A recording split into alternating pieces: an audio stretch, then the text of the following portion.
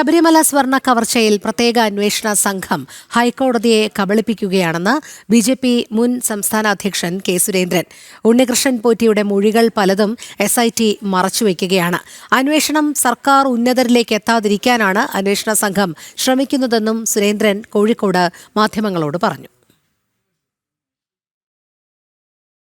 ശബരിമല സ്വർണ്ണക്കൊള്ളയുമായി ബന്ധപ്പെട്ട് പ്രതികളെ ചോദ്യം ചെയ്യുന്നതിന്റെ എല്ലാ വിശദാംശങ്ങളും സീൽ ചെയ്ത കവറിൽ കോടതിയെ അറിയിക്കണമെന്നാണ് അന്വേഷണ സംഘത്തിന് കിട്ടിയ നിർദ്ദേശം.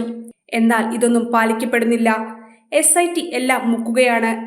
പോറ്റി ആദ്യം കൊടുത്ത മൊഴിയിൽ മുൻ ദേവസ്വം മന്ത്രി കടകംപള്ളി സുരേന്ദ്രന്റെയും വാസവന്റെയും പേരുകൾ ഉണ്ടായിരുന്നു. എന്നാൽ അതും SIT കോടതിയെ അറിയിച്ചില്ലെന്നും സുരേന്ദ്രൻ കോഴിക്കോട് മാധ്യമങ്ങളോട് പറഞ്ഞു. സ്വർണ്ണക്കൊള്ളക്കാരന് നേതൃത്വം നൽകിയ പോറ്റി ആദ്യം കൊടുത്ത മൊഴിയിൽ കടകംപള്ളി സുരേന്ദ്രനെ കുറിച്ചും പത്മകുമാറിനെ കുറിച്ചും വാസവനെ കുറിച്ചും ദേവസ്വം ബോർഡിന്റെ പ്രസിഡന്റായിരുന്ന പ്രശാന്തിനെ കുറിച്ചുമെല്ലാം ഉള്ള വിശദമായിട്ടുള്ള വിവരങ്ങൾ അടങ്ങിയിട്ടുള്ള മൊഴിയാണത്. ആ മൊഴിയിൽ പല കാര്യങ്ങളും ഹൈക്കോടതിയെ അറിയിച്ചിട്ടില്ല. ഇപ്പോഴും കടകംപള്ളി സുരേന്ദ്രനെ ഈ നിമിഷം വരെ അറസ്റ്റ് ചെയ്തിട്ടില്ല. അന്വേഷണ സംഘം നീട്ടി കൊണ്ടുപോവുകയാണ്. ശബരിമലയിലെ സ്വർണ്ണക്കൊള്ള അന്വേഷിക്കുന്ന പ്രത്യേക അന്വേഷണ സംഘം പ്രധാനപ്പെട്ട കുറ്റവാളികളെ രക്ഷിക്കാനുള്ള ഗൂഢാലോചനയിലാണ് ഏർപ്പെട്ടിരിക്കുന്നത്.